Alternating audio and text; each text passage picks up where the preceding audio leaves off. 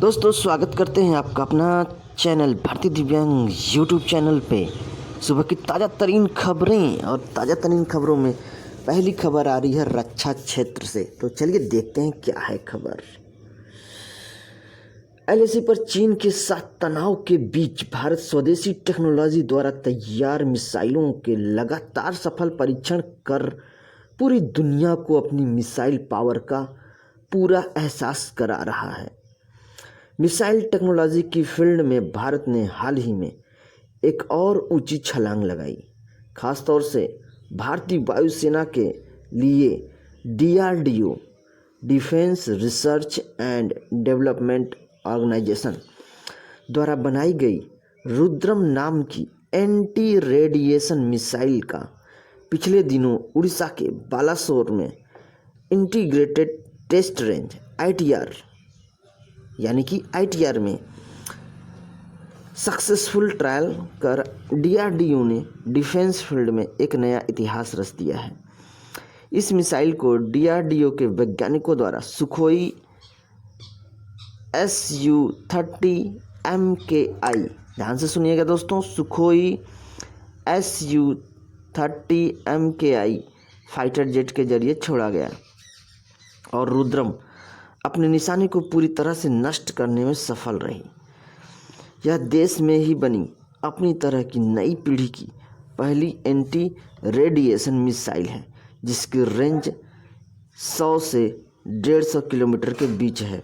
ज़मीन से हवा में मार करने वाली यह पहली ऐसी मिसाइल है जो दुश्मन के हवाई ठिकानों को पलक झपकते ही ध्वस्त कर सकती है और जिसकी रेंज अलग अलग परिस्थितियों में बदल सकती है। इस मिसाइल के जरिए दुश्मन के सर्विलांस, रडार, ट्रैकिंग और कम्युनिकेशन सिस्टम को आसानी से टारगेट किया जा सकता है। फिलहाल डीआरडीओ द्वारा रुद्रम का ट्रायल सुखोई Su-30 के साथ किया गया, लेकिन इसे पूरी तरह डेवलप करने के बाद मिराज 2000, जगुआर, HAL तेजस तथा HAL तेजस मार्क 2 के साथ जोड़ने की भी योजना है। दुश्मन के रडार को उसकी वायु सुरक्षा प्रणाली की धज्जियां उड़ाने में सक्षम रुद्रम की सबसे बड़ी खासियत यही है कि इसे अपना निशाना खोजने में महारत हासिल है। यह दुश्मनों के रडार को निशाना बनाकर उसे ध्वस्त कर देगी, जिसके चलते दुश्मनों के लिए इस मिसाइल का पता लगाना असंभव हो जाता है। टारगेट को ढूंढकर निशाना बनाने में सक्षम रुद्रम में एक रडार डोम है, जिसकी मदद से जमीन पर मौजूद दुश्मन के रडार को ध्वस्त किया जा सकता है।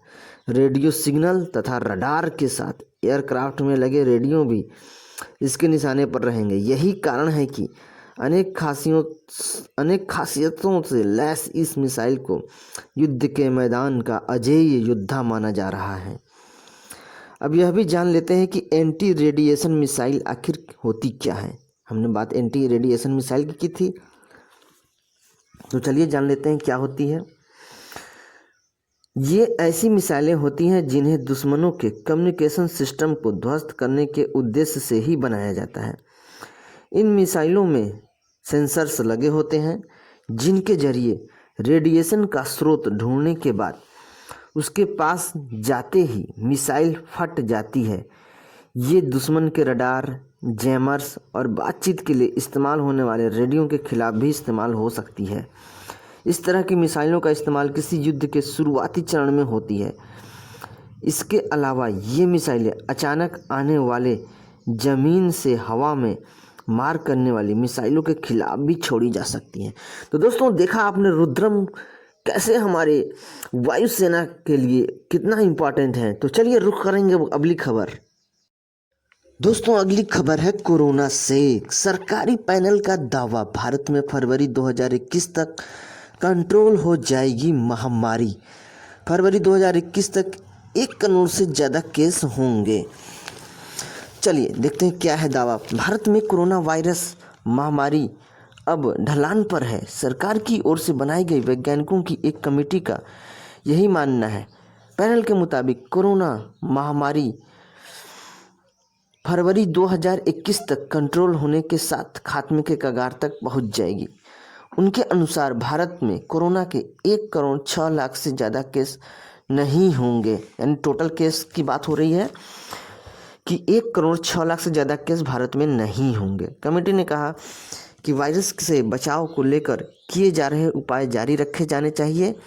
कमेटी ने महामारी के रुख को मैप करने के लिए कंप्यूटर मॉडल का इस्तेमाल किया है। सरकार के चीफ साइंटिस्ट एडवाइज़र के विजय राघवन ने इस कमेटी का गठन किया। IIT हैदराबाद के प्रोफेसर M विद्यासागर इसके प्रमुख हैं। कमेटी के मुताबिक अगर भारत ने मार्च में लॉकडाउन न लगाया होता तो देश भर में 25 लाख से ज़्यादा लोगों की जान गई होती। अब तक इस महामारी से लाखों लोगों की मौत हो चुकी है। तो दोस्तों, कहने का मतलब है, खबर ये है जो बहुत ही उत्साहवर्धक खबर है कि फरवरी 2021 तक कोरोना समाप्त हो जाएगा। तो बहुत बहुत धन्यवाद सारे वैज्ञानिकों को।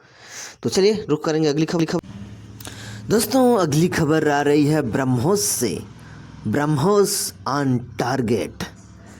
दोस्तों, भारत की सुपरसोनिक क्रूज मिसाइल ब्रह्मोस ने टेस्ट का एक और स्टेज पार कर लिया।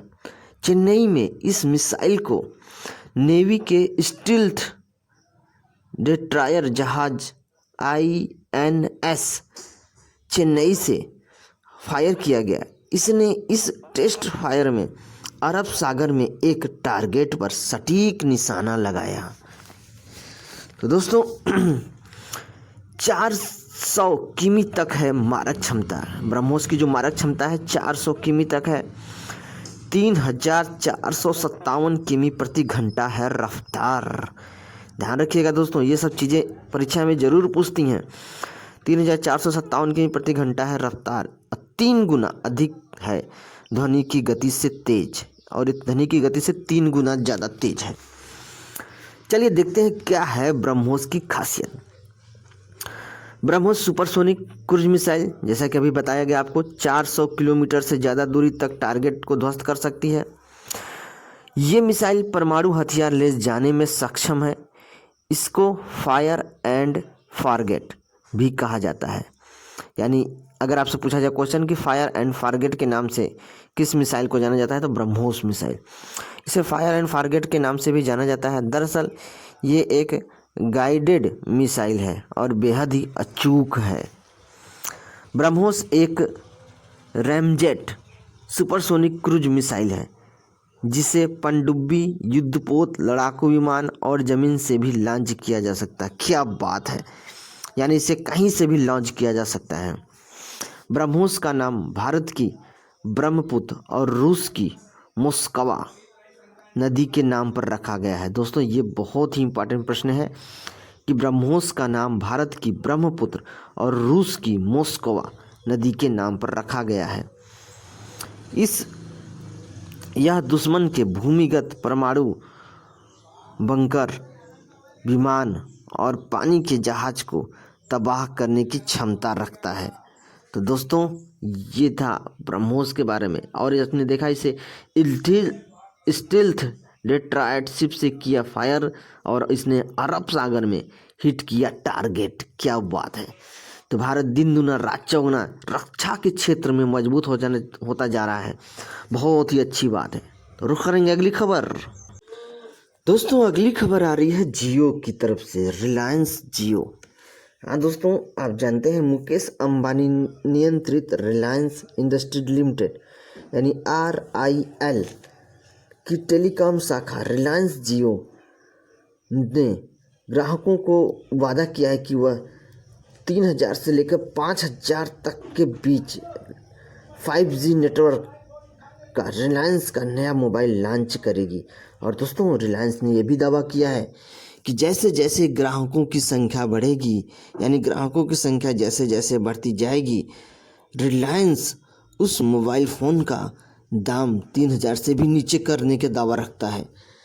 तो आप देख रहे हैं कि रिलायंस कितना सस्ता से सस्ता चीज़ें उपलब्ध करा रहा है, तो बहुत बड़ी बात है। तो आप लोग तैयार रहिएगा 5G नेटवर्क का इंजॉय करने के लिए, वो भी सस्ते से सस्ते दाम में। क्या बात है।